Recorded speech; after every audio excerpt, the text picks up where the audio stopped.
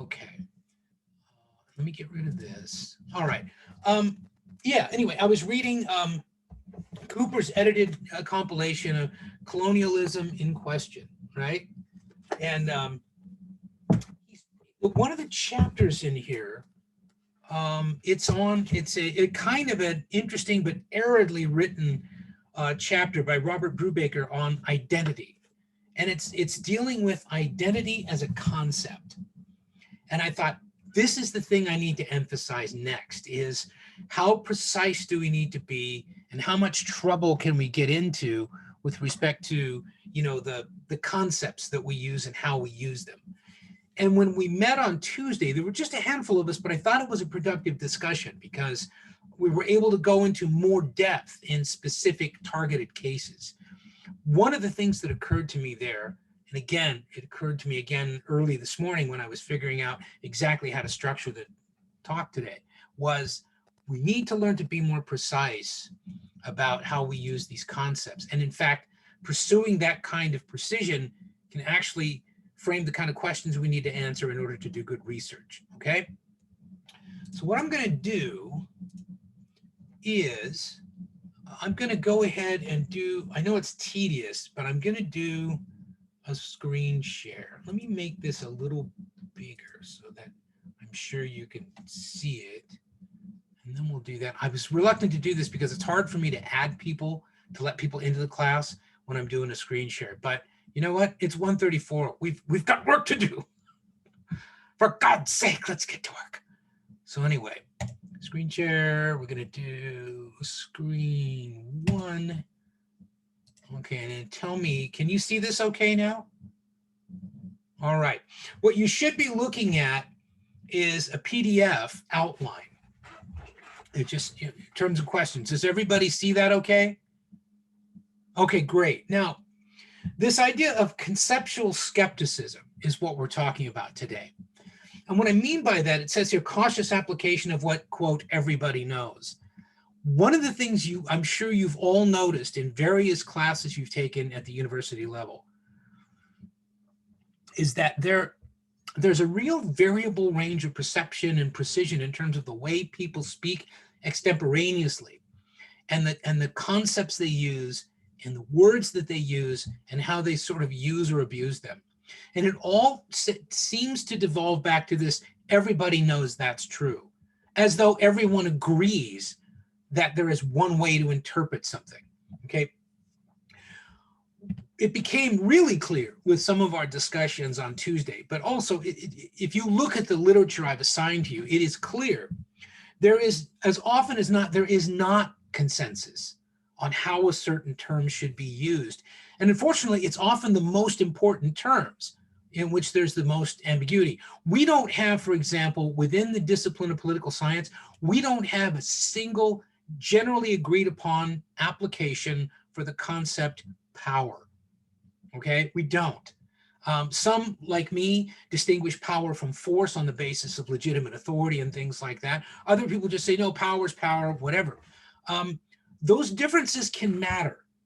And you don't know until you stop to think about it. So that's what I'd kind of like us to do for a little while today is think about that. And then after we do this, we'll have as much time as you need if you have specific questions or concerns or reflections on your own work, okay?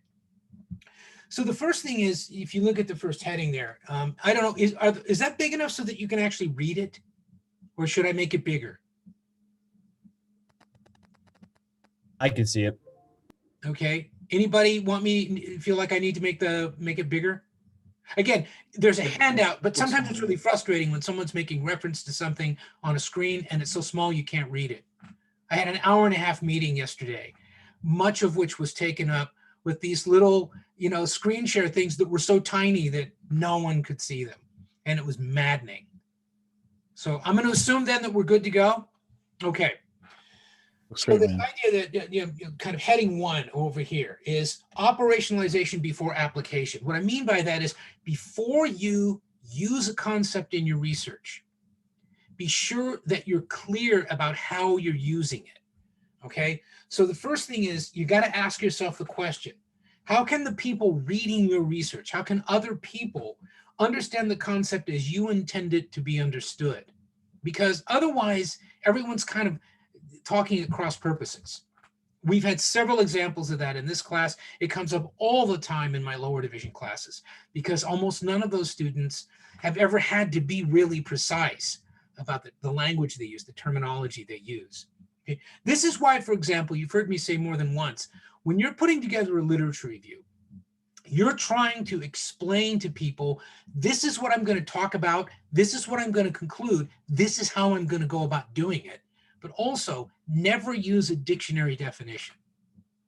Dictionary definitions are the most generalizable, generic, non-specific application of a word imaginable. And often the kinds of conceptual distinctions that make our research valuable are impossible using really broad, poorly defined, dictionary notions of what a word means.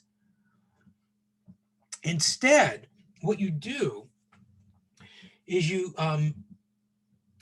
think about how other people can understand it. To do that, you ask yourself, how can you clarify your understanding of a concept so that you can measure it, okay, either qualitatively or quantitatively. It doesn't have to be something that you can count, okay, and this is important. In terms of things like presence or absence of that thing, is it there or isn't it?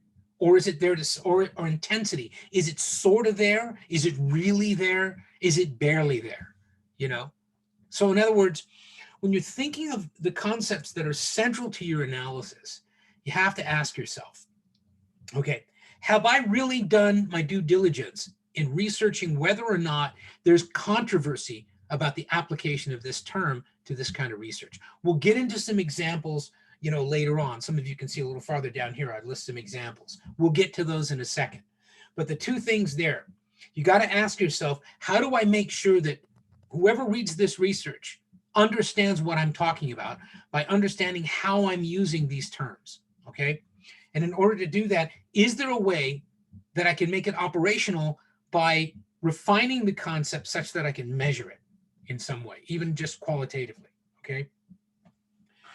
The second point here is to accept and acknowledge that the sort of problematic application of concepts, that any time you're doing a conceptual analysis, someone somewhere is going to disagree with you.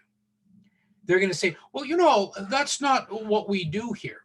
You can think of an interesting illustration that came up oddly, but this has been a busy morning. It's really been weird. It's been incredibly productive.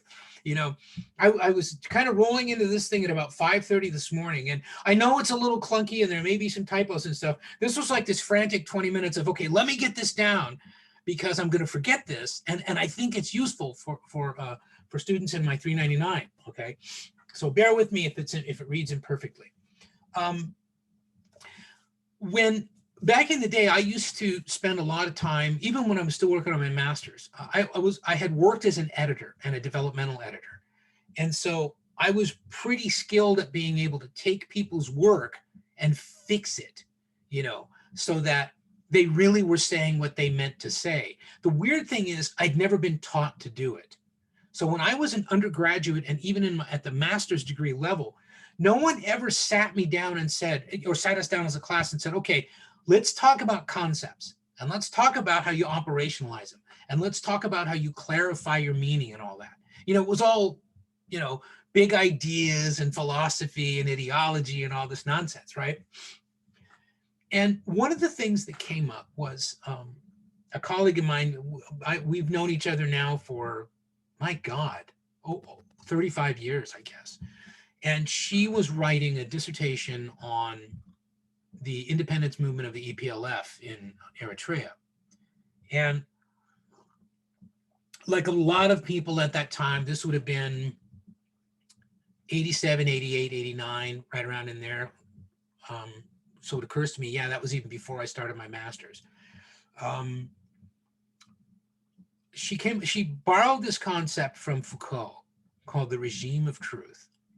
But the problem was, and this was a real eye-opener for me to realize how many doctoral candidates can't write. I mean, they can't. Now, in fairness, she was writing in a third language. She had at least one, well, no, I think a fourth language, because growing up as a kid, until she was 17, she lived in Asmara. So she was speaking Tigrinya, she was speaking Amharic, she was speaking the colonial language, which was Italian, and then she learned English and French. So, I mean, I'm not being snarky, I'm just saying it was clear that part of it was language, okay? I've known a lot of international scholars who are otherwise really brilliant thinkers, but English, if you don't grow up in it, is a really awkward language to work in part because of its imprecision, okay? But the other thing that I noticed was it was clear that she believed she understood these concepts, but she couldn't explain them, which suggested to me that in fact, she didn't really understand them.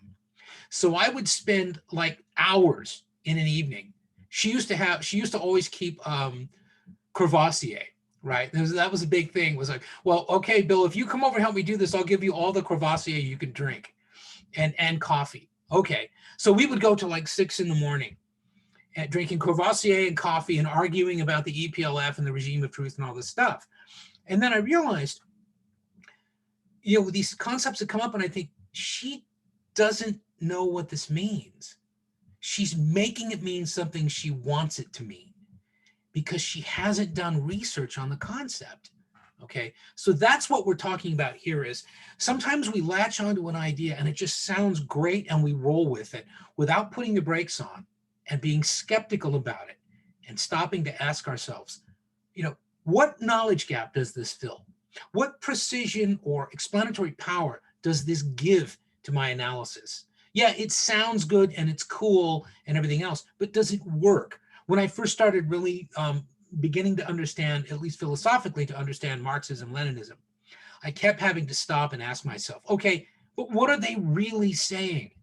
When you get through all the jargon and everything else and the clunky bad prose, what are they really saying? And in many cases, they were saying nothing. And in many other cases, they were saying things that were kind of cowboy simple, but not terribly profound. And sometimes they were saying things that were wrong, but they were garbled up in this jargon and stuff so that it was really hard to almost translate it back into conversational English.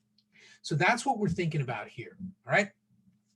So in terms of the problematic application of concepts, this is where your literature review is your friend, okay? One of the key purposes of the literature review is to say, when I use this term, when I use the term colonialism, when I describe decolonization, this is what I mean. Now, there may not be general agreement that this is the only way that colonialism or decolonization or whatever examples we use can be understood. In fact, you might find, you know what? There's a kind of controversy over the best way to define or understand this term. So you lead the reader very quickly in a paragraph or so through, the possible distinctions. And then you explain, here's why I'm choosing the one I'm choosing. So you have to be honest about what I refer to as conceptual controversies, only really as they can be recognized and might impinge upon your research and your analysis. So, if you're using a term, again, consider the examples we look at in a minute, and you're using that imperfectly, someone else could come along and do the same research you're doing, and they might draw very different conclusions because of the way they define the concepts that you say you're measuring, okay? So you have to explain very carefully, why do I apply this concept in this way? Based on what? Not just because I say so, and certainly not because Webster's Dictionary Online said so, but because there's value. It reveals something when looked at in this way. It doesn't mean that everybody's going to agree with you. What it does mean, though, is that people can't claim not to understand you when you've explained, well, wait a minute, I told you how I'm using the term colony here. Looked at that way, my research is not incorrect. Now, someone might be able then to argue with you and engage you, and I've had this happen a number of times in conferences, where someone will say, well, Bill, the way you're using the term ideology with respect to American political parties, it could mean this or this or this. And that helps me understand, okay, I need to clarify that. I need to really make sure that people understand when I say ideology in terms of a Republican Party or a Democratic Party, or I had a concept I was dealing with called ideological bandwidth. within the American political parties as coalitions rather than single parties, right? And it was a cool idea, and I had a lot of fun with it, and I've occasionally used it in class. I didn't bother to publish with it beyond taking it to conferences, though, because I didn't have time, and I don't really care. But it took that feedback from other scholars looking at it sort of dispassionately and thinking, oh, what do you mean here? How could we measure this? And thinking, okay, good, I need to go back and rethink that. Now, the third thing is when you're analyzing the results of your research, okay, and from that, obviously, you're extrapolating implications. This is what I found. This is what it means. This is how it should be understood. Acknowledge the conceptual difficulties where they may exist. In other words, refer back to the potential for conceptual ambiguity that you might have mentioned early in your research, okay? So that you give people a fair go at critiquing what you're doing by anticipating it. Now, some people, again, might interpret these results differently. It will be because they interpreted this concept differently. And so that's something that going forward, as a discipline, we're going to have to refine or clarify. Remember, the purpose of this is not to show that you're smart. It's to show that you can contribute something to the research project in general, okay? Now, are there questions on either 1, 2, or 3 here? There's a lot in there, but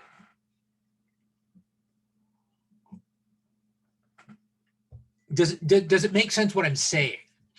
I guess is what I'm asking. I mean, this is all, for the most part, this is work that you do before you actually write your paper. When you're doing the research, as you're doing the research and thinking about how to present it and what it means, okay? Let's look at some examples and see. Now, one of them is, over here is on page 3, when Reinhardt talks about colony. He doesn't give us 3 distinct definitions of colony necessarily, but he gives us 3 types. And so, one of the reasons why I wanted to make sure you read that was to see that, not every scholar of colonialism does that, makes that distinction. So we have to ask ourselves, well, okay, I'm doing an analysis of, the dismantling of colonialism.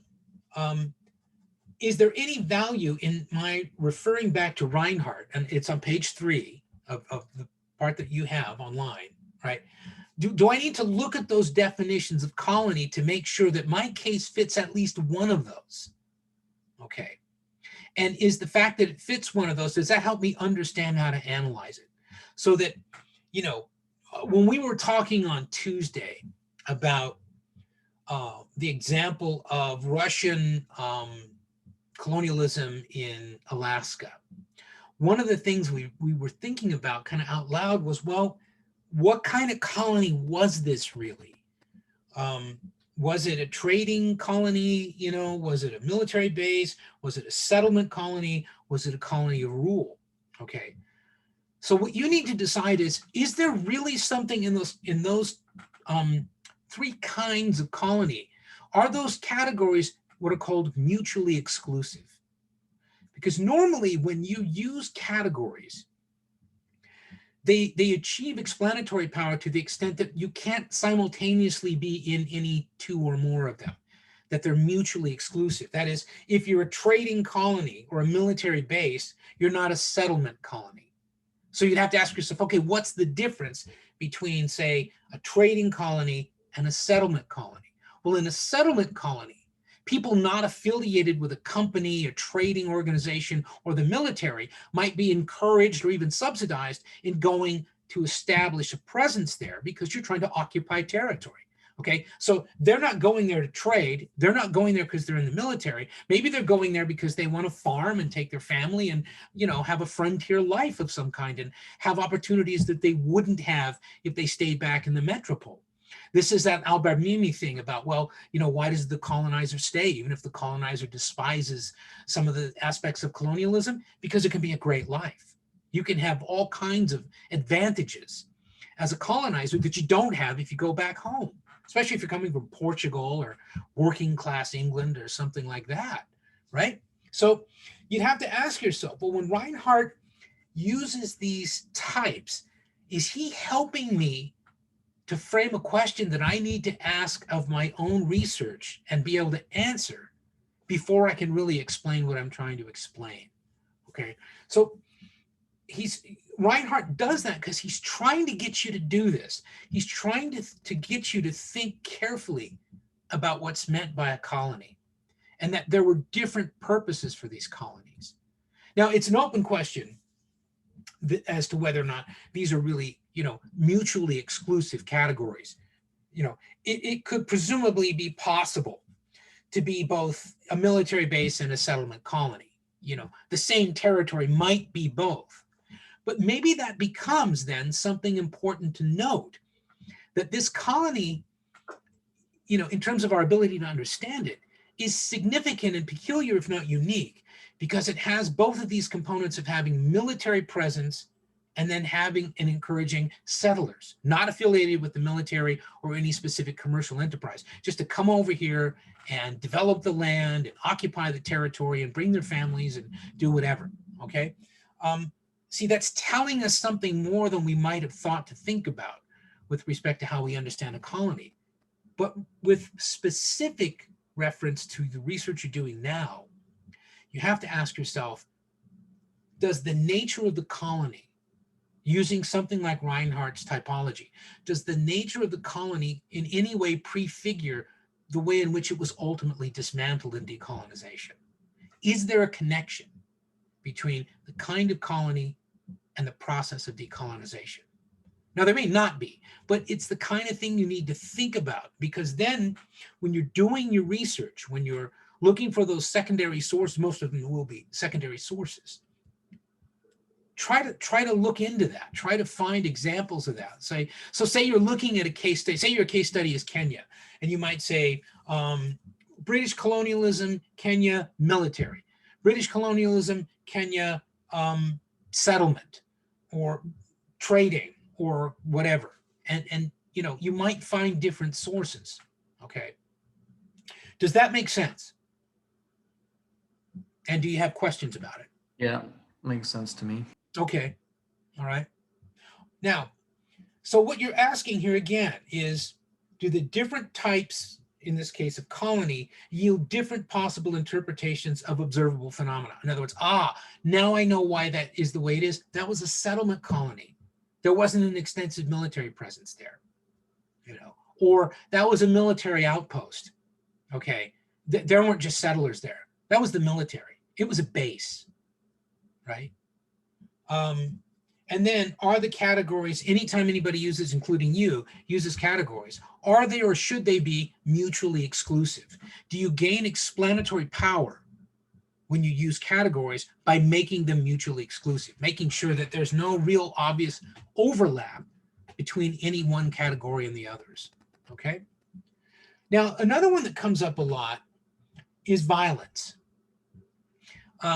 Again, when you think about that continuum that Kennedy talked about, from sort of conciliation to coercion, let's say, as a continuum, right?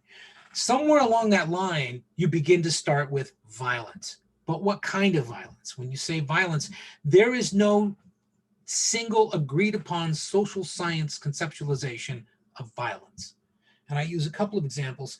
Ben Saul, in the terrorism class that I teach, the first reading that you're assigned is an analysis that Ben Saul did in 2006, where he talks about the challenge of coming up with a generally agreed upon legal definition of terrorism. And he explains why that's important and then how to go about what would the components of that definition be. And one of the terms he uses is what he calls serious violence. So what he's trying to do is take a generally kind of non-specific, everyone knows what that is, and say, no, everyone doesn't agree on what that is, or what's violence and what's not. And what he's talking about as serious violence is the act or the threat to act to the destruction of persons and property. Okay, that's, in other words, it's really a specific definition. It doesn't mean that destroying persons and property is de facto or de jure terrorism. That's not the point. But it means it can't be terrorism if it doesn't involve at least the credible threat to persons and property. Okay, but then I had this report that I dug. I didn't know I still had it. It was the Council of Europe report from 2011 on violence, and they talked about psychological violence. Okay, and now consider the difference. On the one hand, we have this notion of serious violence means the credible threat or the act of destruction of persons and property. Okay, as opposed to coercion, defamation, verbal abuse, and harassment. See, those are very different things. But many people would still consider that to be violence. So if you're, or to the degree that I hope you are addressing that conciliation to coercion continuum in terms of the nature of colonial rule and the process of decolonization, one way to divide that might be, well, if we think about applying the term violence, is the violence that I'm trying to describe to you more kind of what Council of Europe report says? Is it psychological violence? In other words, was there a kind of coercion? Hey, you better do this, even though it may not necessarily have involved an explicit threat of violent retaliation, it was intimidation, let's say. The understanding that, like, when the police tell you to do something, most of you are not afraid that the police are actually going to shoot you. What you're afraid of is you're going to get in trouble. Okay, so that would be coercion. Okay, as opposed to a policeman pulling out a gun and saying, drop that, put that down. I mean, that is a different thing. I've only had one police officer ever pull a weapon on me. And, oddly enough, it made me mad, which was really stupid because I was in the middle of doing my job. But anyway, I considered that a threat of violence. That went beyond mere, emphatic persuasion or coercion. That was, I will hurt you with this gun and I'll get away with it if you don't do what I tell you to do. Okay. Defamation. Well, you're saying bad things about me. Yeah, so I don't think terrorists are going to succeed by threatening to defame people. But you know who does? Blackmailers. They do. They're threatening violence to you in the sense of violence to your reputation, violence to the way other people look at you. So you see, it might be that in the context of what you're describing, you have to be careful about how you apply the concept of violence. Now, I want to remind you that, the sources I used here, these are things that I found in 10 minutes this morning that I could just locate, knowing that somewhere on this computer, I knew I had the Council of Europe report. There's a summary of it online because I looked to see if there was. Ben Saul's article is online. That's why I originally got it, but it's also in the syllabus of the Moodle syllabus for the terrorism class. So what I'm saying is, this is all stuff that I just found cruising around. Okay, it's not hard to find. All right, so are there questions about these distinctions with something like violence? How you can run into a lot of conceptual ambiguity if you're not really careful about how you define your terms. Does that make sense? Okay. And then here's one that a lot of people don't think about is capitalism. Okay, capitalism can be a surprisingly loaded term, especially if you're doing the kind of analysis that we're doing, which is an analysis of combined political and economic phenomena. So I'm kind of happily going along with the Walt Disney version of capitalism as market energized behavior yielding productivity, efficiency, profit, and wealth. You can almost hear that guy with the really deep voice, and the really crappy 1950s animation. Capitalism, market energized behavior yielding productivity, efficiency, profit, and yes, Mickey, wealth, right? I mean, we grew up with that shit at school when I was a kid, Capitalism with a capital C, like a smile sideways, something like that. I don't know, right? In other words, that sounds pretty good, right? Or no, it's a coercive, exploitative world system of power relations. Fuck you. It's a different. Again, it's a different thing. Well, again, if you're doing, and you can do this if you're comfortable with the template, if you're analyzing decolonization from the vantage point of world systems analysis and a core periphery world capitalist system, that's what you mean when you say capitalism. You're not talking about a holly jolly, market energized behavior yielding productivity, efficiency, profit, and wealth. No, you're talking about something that's coercive, exploitative, violent, inherently unstable, and impoverishing. I mean, you generally have a pretty negative view of capitalism, or at least a very sober view of capitalism, not the Disney version. Okay. Does that make sense? And what I'm asking you too is, do you see how this kind of thinking would plug into your own research?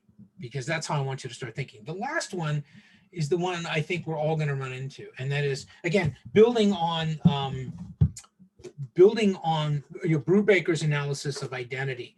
This is in 2005, and he's already pretty emphatically, and I think refreshingly, calling the question on what all this identity politics stuff is really about by calling into question the absolute ambiguity of the term identity. Okay. And so, for example, one of the most common things that I struggled with as an undergraduate was to make sure that I was clear about what I knew what I thought it meant, but the distinction, for example, between race and ethnicity, part of that is you have to know the origins of it. The concept of race was almost always used to distinguish the way people looked. It was about physiognomy, right? Well, people who look this way and they tend to come from this part of the world, that's one race. These people look different and they come from this part of the world and that. Now, again, built into that becomes this notion of, and they also live this way and value these things. And of course, by the time you get to the late 18th, early 19th century, the beginnings of British dominated anthropology and things, and they are inferior to us. All that's derived from race. Ethnicity actually has a very different origin. Okay. And when people talk about ethnicity, they normally talk about it's almost more nationality or something. It's got a completely different root concept. Okay. But those words are used, and they're still used, including by a lot of social justice warriors. They're almost used they're used haphazardly. Okay. But if into that you then throw the word identity, no one seems to bother to understand that what they need to do before they can go any further is to define what they mean by identity. I've tried this. I've tried this with any number of identity politics people, and not one of them could give me a solid operationalizable definition of identity. Now, again, it doesn't mean they're wrong. It means they're vague. And because they're vague, their arguments are not strong. Anything they might pursue under the auspices of a certain vague assumption about what they mean by identity isn't generalizable, because the person standing next to them can think that identity means something not only different from that, but incompatible with it. Okay. When we talk, for example, about, we always say, well, the Latino or the Latinx community. Latinx is a common example. Almost no Latinos I know use the term Latinx. It's almost all white people. And I don't know how many, I'm talking about scholars, like people either South American, Mexican, Chicano, whatever, scholars with masters and PhDs, none of whom who I know think that that's anything other than kind of awkward, because it's hard, it's like they usually, because Spanish has a male and female, it has a gendered, pronoun, to it in a way that we don't quite have. We have a little bit different, but they're like, look, man, it's my language. Don't mess with it. I get that a lot. And, it's like using the term African American. Okay. If I had called my friends African American in 1968, they'd have beaten the shit out of me, right? Because they would have seen that as racist. They really would have. So, circa the assassination of Martin Luther King, to call someone African American would have been like calling them a savage. It's hard for me to get that out of my head conceptually, But on the other hand, to call someone Black was acknowledging their power and their identity and their respect. But it's not anymore, So there's a generational divide there. You see how you can get into this kind of conceptual ambiguity, and then after a while, it's more than a generational effect. Is there something meaningfully different, right, about the way that you see the world, the way that you interpret the world, and the way that you respond to the world on the basis of something that someone says is your identity or that you claim is your identity? You know, do all men really see the world differently? Well, clearly, no, they don't. From all women, no, it's nonsense. And yet you would argue, I think, that being, nominally male or female, not to say nothing of being non-binary, right? Most people think, well, that's identity. How? How does it function? I'm not saying it doesn't. I hope that's clear. What I'm saying is, don't think this is something everybody knows. This is a trap that the pseudo scholar falls into all the time. The public intellectual falls into all the time. Well, everyone knows what I mean. No, pal, I don't. I really don't. And because I don't know what you mean, what you're saying has no value for me. So go back, do your due diligence, do your homework, exercise some conceptual skepticism, and then get back to me. I mean, that's the way I always see that. It's like, look, I'm working hard to get this shit right. Why don't you? So this is what I want you to think about. When you're using these terms, kind of, I know that's kind of weird, my idea. In fact, do I need to share the screen anymore, or are we done? Does anybody want me to go back over anything? I don't mind doing it, but I don't want to bore you if we're done. It looks like we're done. I can only see 4 of you. Actually, 3 of you and me, because Paul shut his screen up. So we're going to stop the share. Stop the share.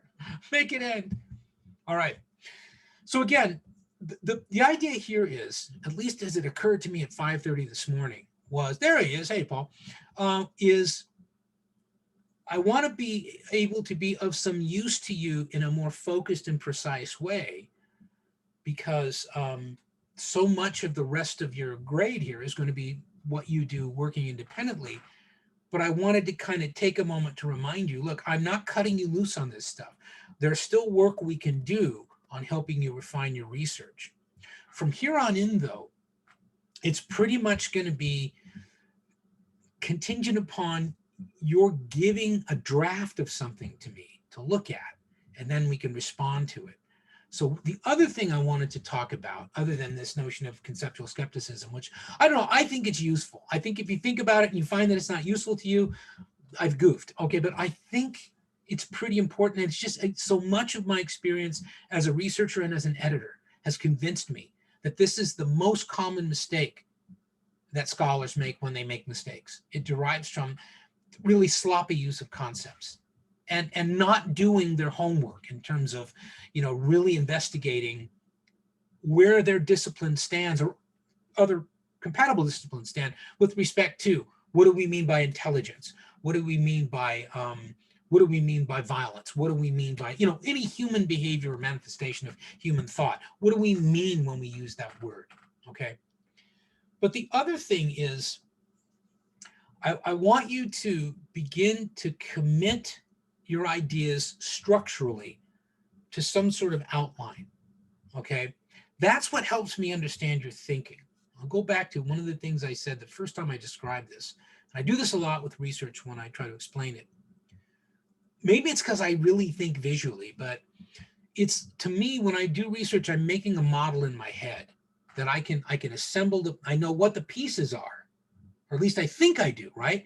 Then I try and figure out if those pieces combine, give me a complete model of something. In other words, are there any gaps there that still need to be filled in with another piece? That is my explanation incomplete? Therefore, do I not have a theory? Okay. I know that a lot of what you're doing stops short of some of what we're doing here. I don't think it's any reason why you shouldn't think that way, and try to be as powerful in your description of this and your explanation of it as you can. Wherever possible, even if you're a historian, I would say, especially if you're a historian, don't be content with the description of something.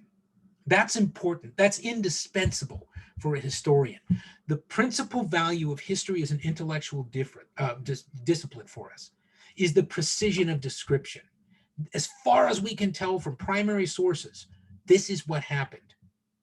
But where that really gets interesting is when the historian then says, from my vantage point, it looks like this. Okay.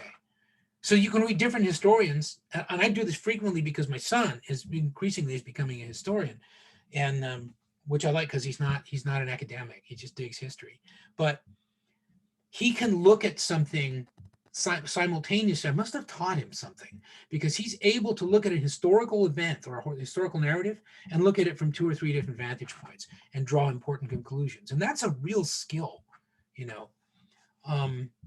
That's kind of what you're doing here, except that what you give me as a finished product is going to be, okay, from this vantage point that I'm looking at right now, having thought through this, this was the pre-colonial environment, briefly, in a paragraph, right? This was the nature of colonial occupation and administration in perhaps another paragraph. And then, okay, where there was resistance among the colonized, it took this form for this reason. Okay, if there wasn't, and for some of you, the case will be such that there wasn't really any obvious indigenous resistance. Either it had already been crushed, or it just wasn't that, it wasn't the obviously coercive, dominant kind of colonialism. In other words, well, as long as we get along okay, we don't care what you do. It might have been, not very often, but sometimes, you'll find that that's the case. Just make sure that you've got something that helps you lean into that description of things. That, well, according to available historical accounts, well, they didn't really like each other that much. There wasn't a lot of hostility. There weren't any real uprisings, or there was very little violence, or after an initial, coercive suppression of the anticipated resistance, there was no more problem. It just pacified things. That's important for us to know, because that's going to suggest that decolonization might have been a more unilateral decision of the colonizer, rather than being run off by resistance or the intervention of a third force that wants to control that. Well, the Germans had to leave. Why? Because they lost World War I, or because they lost World War II, or whatever. Does that make sense, what I'm saying? Okay. All right, now having said that, and that didn't take too long, that's pretty good. That only took about 45 minutes. That's not bad for me, shit, Matt, we moving right along. I mean, you must get the idea. I mean, I think about an hour of this is a lot, because it's fairly densely packed. And some of you have already picked up on the fact that what I've done a couple times is, after we check out of the class, you'll email me, I get right back online, and we continue the discussion specific to your work. That's fine. I consider that an office hour. That's totally fine, and I don't mind doing it. The only problem would be, like yesterday, after 3:30, I immediately had to go into this chairs and directors meeting until 5 o'clock, so I wouldn't have been able to do that. But that's relatively rare. All right, so are there questions on what I was talking about today? Either just in general or conceptually what I'm talking about, or as it might apply to your own research, where it might raise in your mind's eye a question that you hadn't anticipated that you might need to be able to address before you can complete your research. Because that's the purpose of the discussion. Oh God, I just noticed Quinn has that picture of that big frog. It's shit, man. It just throws me. Sorry. That's not very professional. Big frog, scary. I'm gonna go. So is it entirely likely that you'll read a certain number of definitions of colonialism and decolonization in the same kind of format? If that makes sense. What do you mean in the same kind of format? I don't know. I actually don't know anything about that. Sorry. Okay, let me maybe see if this helps. All right. In preparing for this class, I had to sort of dust off the cobwebs from my brain, because I hadn't done anything on colonialism or decolonization other than helping people edit their work for at least 20 years, right? So there's all this cool stuff that's been written since then. Every one of those things walks through and operationalizes a definition of colonialism. There are obviously going to be common elements to all of them, but one of the things that I think, if you think about the assigned readings and you go back over them again, they don't all make that the real emphasis that Reinhardt does on that fundamental concept of alterity. Okay, but he does. Hmm. So the idea is, why does he think that's so important? And if you don't have that sense of alterity, do you have some other kind of occupation that isn't colonialism, strictly speaking? I would suggest that's an open question.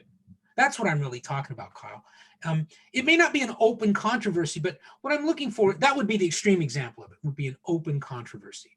Yeah. Okay? What we more frequently will find is that from one scholar to the next, or from one school of thought to the next, you might get a really nuanced definition of colonialism. Some of them will argue, for example, that colonialism is an inevitable component of high stage capitalism.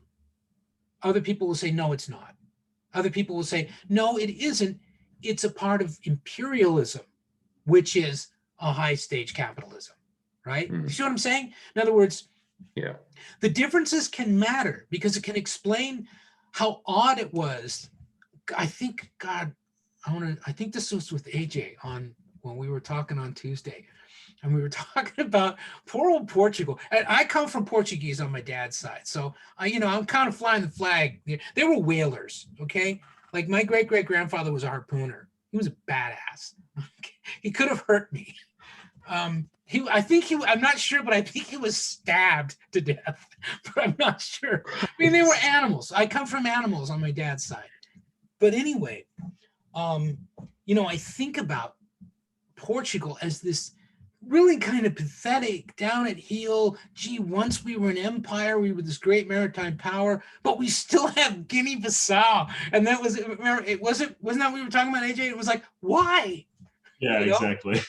And so again, the answer might be in the nature of the colonial regime. Maybe, it in the case of Guinea-Bissau, it doesn't appear to have actually been, the pearl of the empire or anything like that.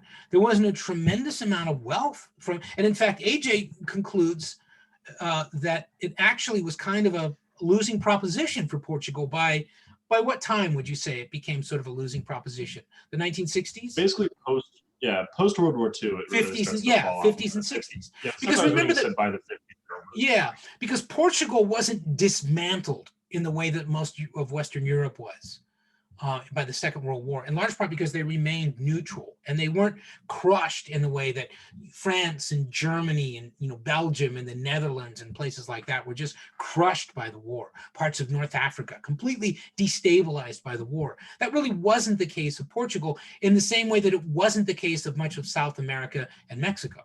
They weren't crushed by the war. In fact, many of them, Argentina, for example, really economically exploded during and after the war. They profited by it, especially when all the Nazis came.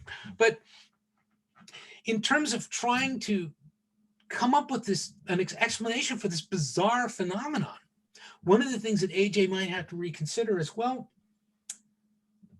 is there something that we're missing in the definition of colonialism as it's normally espoused, having to do with status or you had a way of saying it, AJ, that I can't remember, but I wish I'd written it down because I thought you captured it really well, but it was like this sense of, well, we hang on to it because it's a reminder of what we once were. You had a great way of saying it.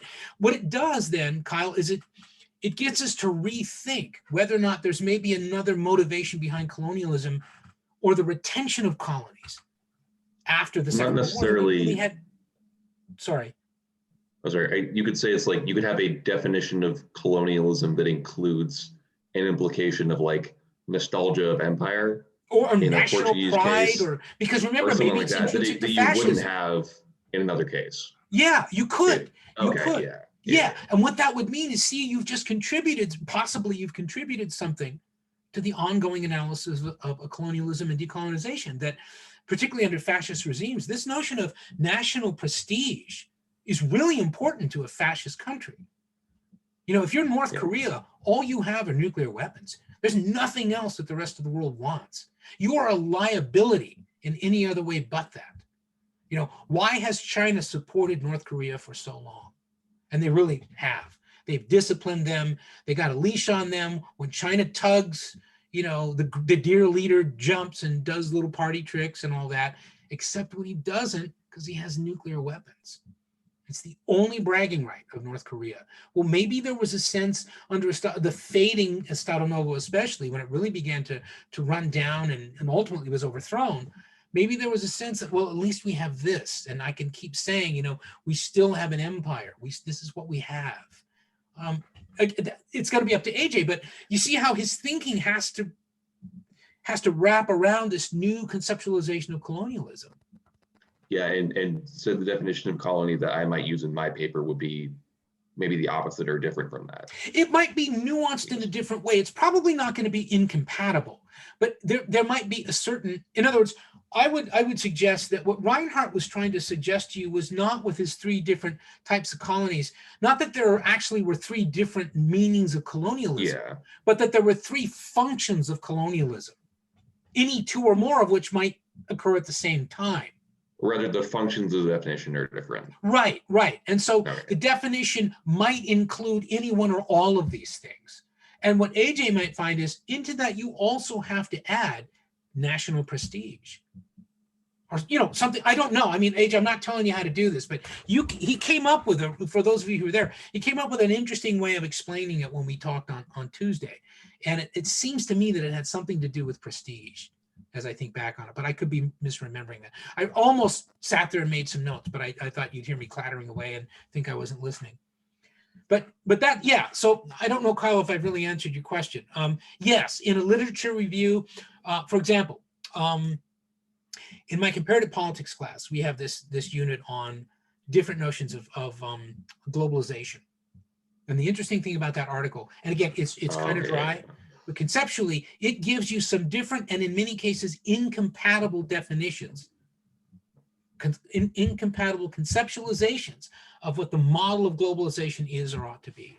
So yeah, you can, it's not uncommon to find that in more responsible research, especially if like that, it's what's called a meta-analysis. Let's look at all the stuff that's written in the last 20 years and see where are there sources of controversy or disagreement? Yeah, like so when somebody does like a report on like what globalization means, I've seen like some of those papers are just like, this is just what this word meant over a 50-year period.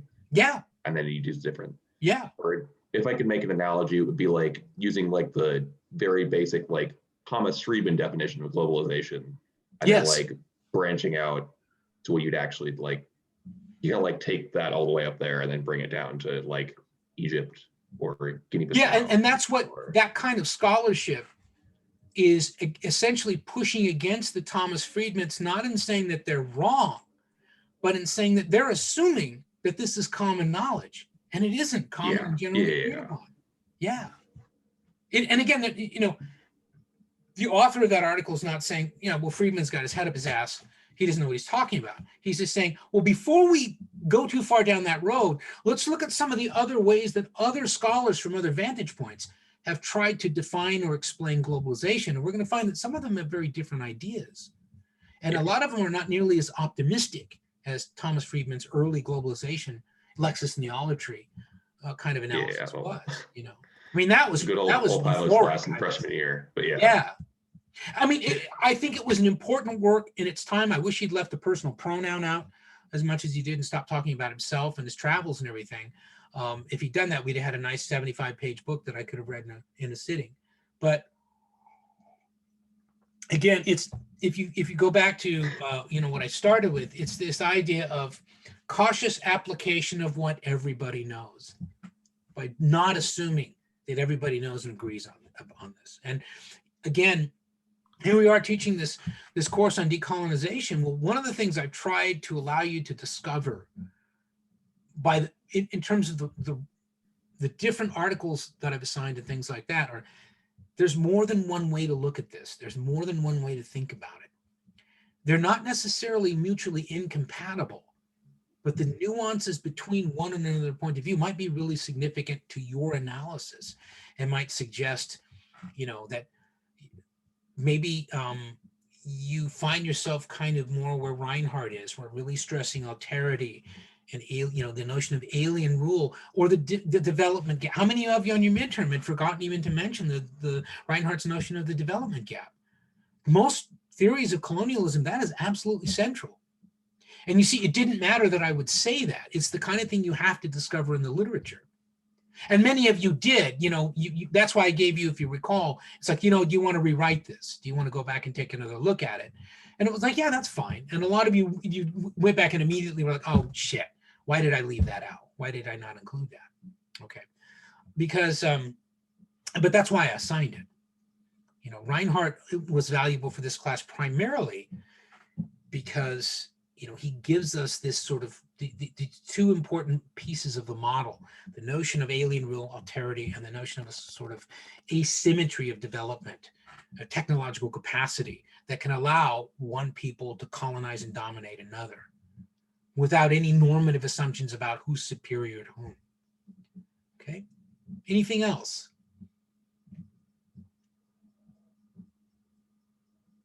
Okay, but do you see where I'm going with this? In other words, as you're going along and beginning to kind of sketch out how this thing is going to look, in a perfect world, you've done most of your basic research already. You've got your anywhere between 20 and 40 sources, and you've kind of organized them together. And if you have a key component of your analysis that really is something you're going to emphasize, you've got more than one source that validates it with a case analogous to yours or whatever. That's the ideal world. Okay.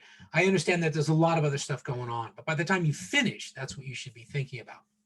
But when you're structuring it, make sure that you don't get caught in that conceptual trap of not being sufficiently skeptical about the universality of a definition or concept. Make sure that you have a way to operationalize it.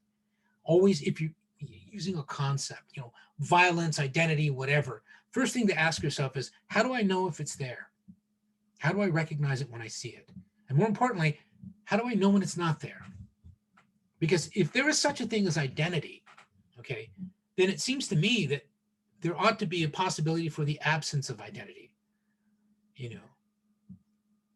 But certainly, if there's such a thing as colonialism, then there'd have to be something that would be not colonialism. That's what you start with. Well, what's the difference between not colonialism and colonialism?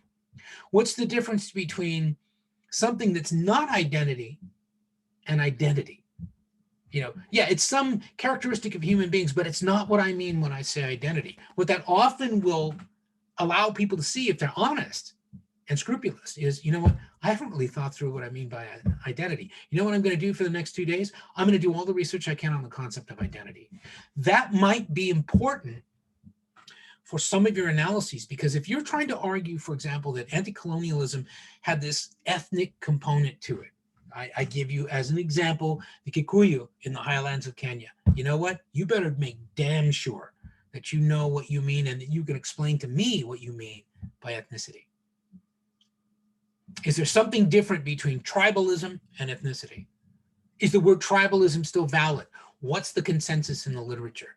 You would have to be able to explain that. If you didn't, I'm not going to flunk you, but I'm not going to be as impressed, because you're not going to demonstrate the mastery to me that you really want to demonstrate. Like, look, Bill, I've really thought through this thing. All I had to think about for the last, 4 or 5 weeks of class really was, Kenya and Mau Mau and war and all that, and I've done it. Look, I've given you this cool explanation. I can't tell you about anything else right now. My brain is, meatballs, but I can sure as hell tell you anything you want to know about Kenya and decolonization. Okay? All right, anything else? Any other questions, concerns? I just had a real quick one. Like, is it the same page length? Are we looking at the same amount as a midterm? I think I was talking in the range of 5 to 7 pages. Okay. Is that what you meant? Yes, that's exactly it. Yeah, I just don't see how it should take you any longer than that. Because remember, this is like you're briefing me on this. This is like a briefing paper, but it's going to be a very, it's going to be a very substantive briefing paper, because I have to make a decision, and I have to have the best possible information, and you're an expert in this area. But yeah, that seems to me to be sufficient, don't you think? 5 to 7 pages, any more than that is just, or did you have a different thought on that, Johanna? No, I just So wanted to know what you box I wanted was to in. do 45 pages? Is that what you're saying? I thought that's what we were all doing. Is that not? The 45 standard is pages? that no? Yeah, no. Well, yeah, I mean, everybody does that, right? Sure. I Well, thought we did. other than Professor Pardo, who's going to do 45 pages, for the rest of you, it's 5 to 7 pages. Yeah, I mean, Yeah. if you come in at 4.5 pages, but you think you've hit it out of the park, let me look at it. Just say, hey, you know what? I'm on about like page 4.5 here. I kind of feel like I'm coming in for a landing. Can you take a look at this? Yes, I can. Right up until the last Okay. day of class. Yes, I can. Yeah. But For sure. please, please, please, please, please do not, any of you, ask for an incomplete, because you will never get back on the horse with this thing. You won't. You got to commit yourself to finishing this within the term. And it's because I'm concerned that you just won't ever be able to get your head back in it again. You know, there's a thing where you just have to stay immersed in this. And if you get out of the pool, you're not going to want to go back in because you're going to be all wrinkled up and you're not going to want to, you know, you're just not going to want to deal with that chlorine anymore. And God knows what else is in that pool, right? You're not going to want to go back in. So don't be thinking, well, if I screw up on this, he'll give me an incomplete because he doesn't care. Yeah, I do care. I may not care about your grade, but I sure care about your work. And I know from experience, it's going to be very, very hard for most of you to get back into this, pick it up and run with it. Okay. I don't mean that to be grim. I mean that to be encouraging. It's like, look, if you hit a wall, send me what you have. I'll talk you through it. If we have to get on Zoom and talk through it, it'd be just like meeting in my office. But, you know, I'm not cutting you loose on this. I just want to give you as much rope as you need to tie this thing up. You know, but if you feel like you're getting tangled up in it, then you got to let me know. Right? Because my psychic powers, man, they faded since I got old. I used to have the psychic powers. Now they're gone. I can't but do one psychic thing a day now, hell. You know. And that's usually determining whether or not my neighbors are going to play stupid music. They don't do that no more. Don't ask why. They moved away. I saw to it. They're gone. So I don't need to be psychic no more. What the hell's the matter with me, man? Can you tell I've been doing this too long today? It's all Have you right. had too much caffeine or too little? Too little, actually. Yeah, it's been too much of this. I've been online too much. I did extra office hours today, and then I had a meeting with some other students. So I'm kind of like screen dazzled out. But also, you know, I want to make sure that what we talked about today is something that you can kind of integrate into what you're doing. I've been trying to come up with a really elegant, economical way to explain this so that you could see, oh yeah, I need to make sure I do that. I need to make sure that I'm precise with the terms that I use. And this is the best I've been able to come up with so far.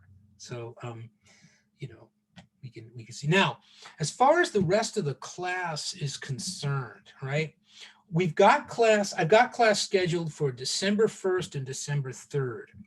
What I would like to use those days for, okay, is for you to bring in what you've got up to that point and very briefly go through it and explain it to us in class. I think it'll take us 2 class sessions to get through everybody's work.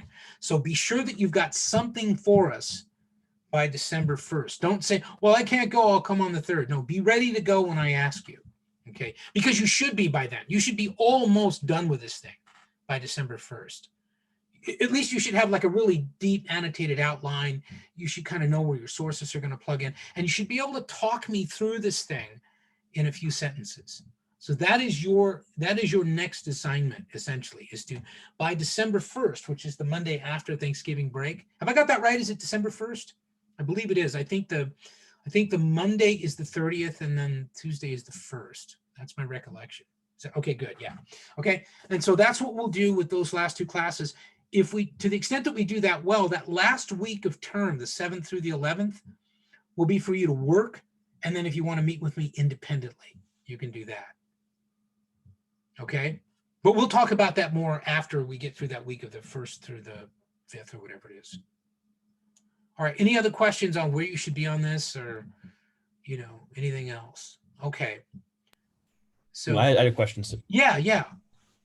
I don't know if it was mentioned before, but when is the due date for this paper? It'll be the 11th. Okay. Because the 11th is the last day of class. I think I could read all of these if I started early, I think I could probably read all of them in a day, and have some grades for you in a day. And I don't think I have the grades in. I'm not sure now if it's Monday or Tuesday, but I think I can have all my grading done by Monday.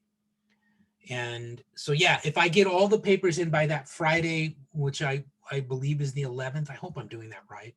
I should be able to grade them over the weekend and then be able to have your grades posted by that Monday, because it'll be either midnight Monday or midnight Tuesday, depending on how much time they give us to grade. They might give us till Tuesday.